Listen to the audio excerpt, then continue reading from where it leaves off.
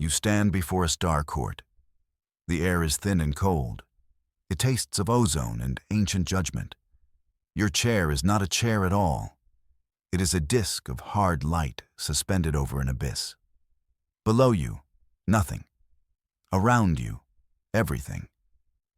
Beings of 1,000 different forms watch from floating platforms.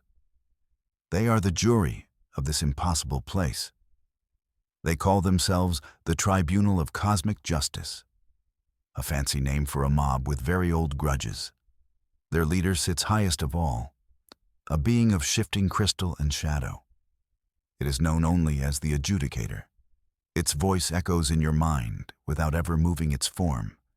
It is a sound like grinding galaxies. The charge against you is simple. They accuse you of murder on the grandest scale. You are the human who killed a star. Their star, the star that gave them life. They say your actions were reckless and arrogant. They say your science was a child's toy, a toy that broke their sun and extinguished their worlds. You look at your hands. They are steady. You are not the monster they paint you to be.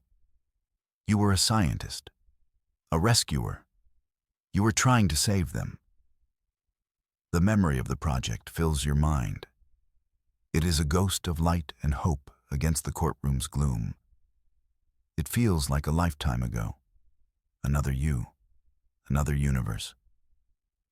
You recall the hope surrounding the Genesis project. It was humanity's greatest offering to the galaxy, a testament to your species' compassion. The Xylos star was dying. Its light flickered like a candle in the wind. The system's inhabitants, the Xylans, faced a slow, cold death. They were a peaceful people. They were artists and thinkers, not engineers. Humanity answered their call for help. Your team was the best. You were the lead star science engineer. Your life's work led to this moment. The Genesis project was a daring plan. You would use controlled energy transfers. You would reignite the star's failing heart. You would give it a second chance at life. The project was beautiful in its ambition. The designs were flawless. Every calculation was checked by 1,000 minds, both human and machine. You remember the launch day. The feeling of unity was electric. Every major power on Earth contributed. Everyone wanted to be part of the miracle. To save a star was to touch the face of creation. The control station was a marvel, a ring of labs and habitats orbiting Xylos. From your window, the star was a wounded god, a swirling canvas of orange and tired red. You felt a profound connection to it. You promised it you would not fail, a promise you now carry like a shroud. You remember the first strange readings. They appeared deep in the project's second phase. Your models showed minor energy shifts, tiny fluctuations in the star's magnetic field. They were almost invisible. Lost in the storm of stellar data, like a whisper in a hurricane, you saw them. You flagged them for review. The Oversight Council reviewed your findings.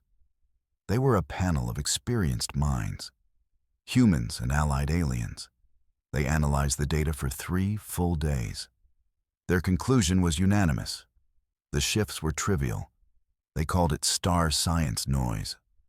Random echoes from the star's turbulent core. Nothing to worry about. You argued for caution. You suggested pausing the energy transfers just for a week to gather more information, to be absolutely certain. The Council denied your request. The project was on a strict timeline. The star's decay was accelerating. Delay, they argued, was a greater risk than the phantom readings. They said your caution was admirable but unnecessary. They showed you the consensus models. Thousands of simulations. All of them showed success. Your own models agreed, except for that one tiny variable, that whisper you could not ignore. You felt a cold knot in your stomach. But you were part of a team. You had to trust the collective data. Your partner pleaded with you for a system shutdown. Kalen was your oldest friend. You had come up through the academy together. He was the best systems analyst you knew. He came to your quarters late one night. His face was pale. His hands trembled as he held his data slate. He was terrified. He showed you his own deep core analysis. He had isolated the strange readings. He believed they were not random noise. He said they formed a pattern, a resonant frequency that did not belong. He begged you to go over the council's head, to force an emergency stop. He said something was deeply wrong with the star. You looked at his data. It was compelling but incomplete. It was a theory, a ghost story against a mountain of hard evidence. You told him you trusted the numbers, the thousands of simulations, the combined wisdom of the council. You told him to trust the project, to trust you. You were wrong. That conversation haunts you now. You see Kalen's desperate eyes in your sleep. He was your friend. He was begging you to listen. You chose protocol over instinct. You chose the committee over your partner. It was a failure of friendship, a failure that would soon be dwarfed by a much greater catastrophe. You relive the moment of the final command. The control room hummed with quiet confidence. Every screen glowed green. All systems were nominal. The energy conduits were aligned. The stabilization matrix was online. Decades of work had led to this single moment. The air was thick with anticipation. It felt like the eve of a new age. You stood at the central console. The weight of the final authorization rested with you. The council watched from a holographic display. They smiled and gave you thumbs up. The fools, the cheerful, confident fools. You looked at Kalen across the room. He would not meet your gaze. He just stared at his screen, his face a mask of dread. You took a deep breath. You placed your hand on the activation panel. Your heart was pounding. Not with fear, but with a sense of immense purpose. This was for the Xylans, for the future, for the idea that no one in the galaxy had to die alone. You spoke the command words. Initiate final energy transfer. Code authorization. Genesis Prime. The system responded instantly. A calm female voice echoed through the room. Authorization accepted. Final sequence initiated. A river of pure, white energy flowed from the station. It was a lance of light striking the heart of the star. It was the most beautiful thing you had ever seen, and the most terrible. The light did not save the star. It did not stabilize the core. It fractured it. The moment the energy touched the surface, it happened. A change so fast, so complete, it broke reality. The star did not flare. It did not go nova. It simply shattered, like a pane of glass struck by a hammer. A wave of impossible energy erupted from the void. It was not light or heat. It was the absence of everything. A wave of pure nothing. It moved faster than thought. It did not burn the worlds in the system. It erased them. One by one, planets, moons, and asteroids vanished, wiped clean from the fabric of space. The control room alarms never even sounded. There was only a flash of white, a silent, all-consuming brilliance. You saw the face of the universe peel back. You saw the raw code of existence. Then, oblivion. The last thing you remember is the station groaning, metal twisting, the stars outside your window disappearing into a wall of white. You were pulled from the silent wreckage. Your escape pod was a tomb, its systems fried, its hull breached. You were floating in the dark, the only survivor of a dead system. You drifted for days, or maybe it was weeks. Time had no meaning in that empty stretch of space. The ghost of a star was your only companion. A human ship found you. the deep-range salvage vessel Vanguard. Their sensors picked up your pod's faint distress call, a signal that should not have existed. They reeled you in like a strange fish from the deep. They found you adrift and broken, strapped inside a metal coffin. You were unconscious, barely alive. They saved your life. Their medical bay brought you back from the brink. The captain, a woman named Eva Rostova, sat by your bedside. She told you what had happened. She told you that the Xylos system was gone, not just dead, but completely vanished, as if it had never been. She was human. She showed you kindness when the rest of the galaxy wanted your head. She protected you. When the news broke, the calls for your execution began. The Galactic Compact was furious, but Captain Rostova followed United Earth protocols. She brought you home. Her crew treated you with respect, not as a monster, but as a traumatized survivor. They rescued you when everyone else had already condemned you. The galaxy's furious cry was immediate. News of the star's death spread through the comm lanes instantly. They called it the Xylos Cataclysm, the single greatest act of cosmic destruction in recorded history. And you were the one who pushed the button. Your face was on every news feed from the core worlds to the outer rim. The Galactic Compact convened an emergency session. They listened to the testimony of the Xylons' distant cousins, beings of pure energy who felt the star's psychic death scream. They wept for their lost kin. They demanded justice. The Compact's ruling was swift. Humanity was branded a race of cosmic vandals, a rogue species too dangerous to be trusted. Sanctions were immediate and crippling. Human ships were denied access to major trade routes. Ambassadors were recalled. Your species became galactic pariahs overnight. The name of the Genesis Project became a curse. And your name was synonymous with apocalypse.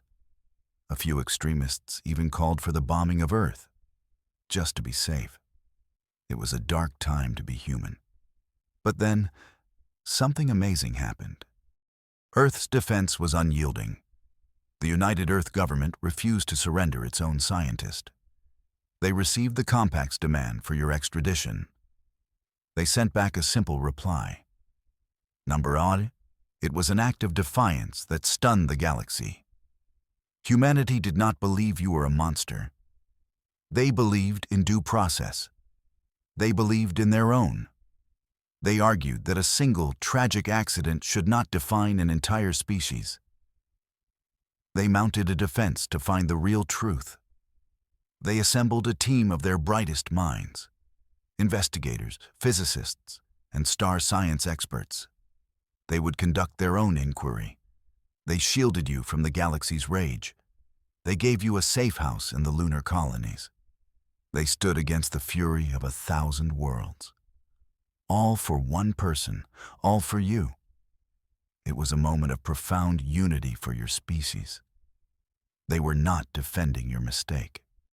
They were defending the principle that truth matters more than vengeance. They were willing to risk war for that principle. Your defense team presented a new pattern. They worked for months in secret.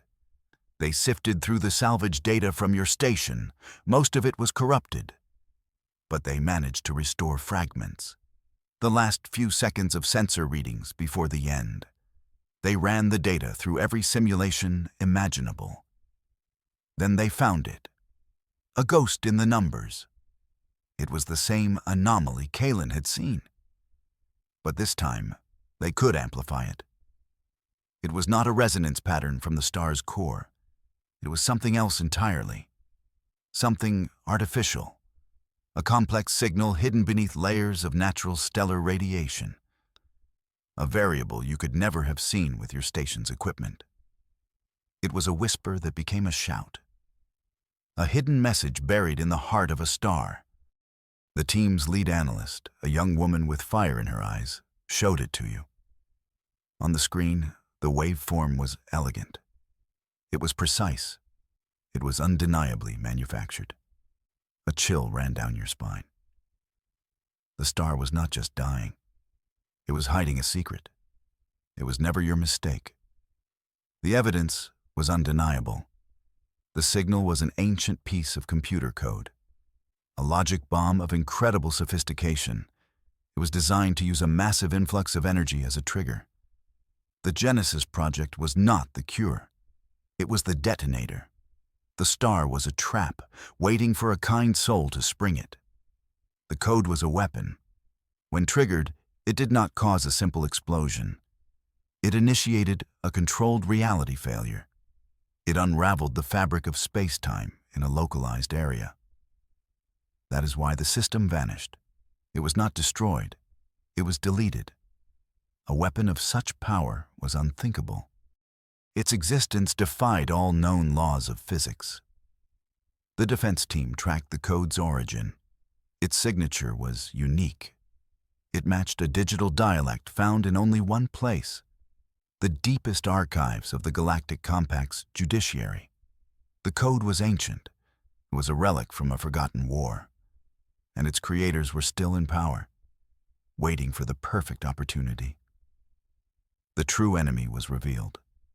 The signature on the code belonged to the Elders, Ones, an ancient and powerful race, a race that saw humanity's rise as a threat, a race that had members sitting on the tribunal of cosmic justice. The adjudicator itself was an Elder, One. The being judging you was a member of the species that framed you. The motive was terrifyingly clear. They wanted to start a war that would crush humanity. By framing you, they could paint your entire species as reckless destroyers. They could justify a crusade against Earth. They had weaponized the Xylos star. They had sacrificed the Xylan people, all to remove a future rival from the galactic stage. Your defense team presented the evidence to the Compact. The chamber was silent. The revelation sent shockwaves through the galaxy. The Elders, Ones, were not wise judges. They were conspirators. They were war criminals. The adjudicator on its high throne flickered. Its form wavered between crystal and shadow. It was cornered. Your partner's final testimony sealed their fate. Kalen was brought before the Compact. He looked older. The last few months had broken him. He walked to the witness stand on shaking legs. He looked at you. And for the first time since the accident, you saw not fear, but resolve in his eyes. He was here to tell the truth. He confessed everything. The Elders, Ones, had approached him weeks before the cataclysm. They had shown him the hidden code. They knew he would spot it in the data. They coerced him into silence. They had threatened his family back on his home colony. They promised him safety if he kept the secret. And they promised him his family would pay the price if he spoke. He gave the Compact the original, unedited data files, the ones he had tried to show you, the ones that proved his story. He spoke of his guilt, his shame. His voice cracked as he apologized to you. He had failed you as a friend, but he would not fail the truth. His testimony was the final proof. The plot was exposed. The adjudicator and its co-conspirators were taken into custody. The galaxy stood on the edge of a knife. The Elders, Ones, had powerful allies. Their crime was exposed, but their influence remained. Many factions called for war, for the complete dismantling of the Elder Empire. The Compact Chamber was a cauldron of rage and fear. They turned to you, the victim, the symbol of this great betrayal. They waited for you to speak, to demand justice, to demand blood. You looked out at the assembly. You saw the anger, the hunger for retribution. It was a poison that could ignite 1,000 suns. But you felt no hatred, only a profound sadness. Sadness for the Xylans, sadness for Kalen, sadness for a galaxy so willing to devour itself. You knew what you had to say. An unexpected human virtue filled the hall. You did not demand vengeance. You did not call for war against the elders, ones. You asked only for understanding. You spoke of your own grief, the burden you carried believing you were responsible. You said that chain of pain had to end. Here. Now you said that justice for the guilty was necessary. But collective punishment was not. Punishing an entire species for the crimes of its leaders was the same thinking that led to this tragedy. You asked for reconciliation, for a new council, one built not on ancient power, but on shared truth. You offered forgiveness, not for the guilty, but for the galaxy, so it could heal. Your words fell into a stunned silence. Forgiveness was not a currency the Compact understood. Power, territory, resources. Those were the words they knew. Your mercy was an alien concept. It was illogical. It was human. It was the last thing anyone expected. A joke in the face of apocalypse. A quiet refusal to play their game of hate. The galaxy looks to you now. Your speech did more than expose a crime. It prevented a devastating galactic war. The call for vengeance faded, replaced by a cautious, disbelieving hope. The elders, ones, were stripped of their power peacefully. The guilty were tried and punished. The Compact began a long, painful process of reform. Humanity, once the accused vandal, became the new moral compass. Your species' defiance and your personal act of mercy showed them a different way. A way beyond endless cycles of retribution. You were cleared of all charges. Your name was no longer a curse. It was a symbol of resilience, of truth, and of a strange, powerful mercy. You did not return to star science. Your work was done. You retired to a quiet moon, far from the centers of power. But the galaxy did not forget you. They come to you sometimes. Leaders and thinkers. They seek your counsel. They ask you how humanity found the strength to forgive. You just smile. And you tell them about a promise you once made. To a dying star. A promise to choose hope over despair. Always.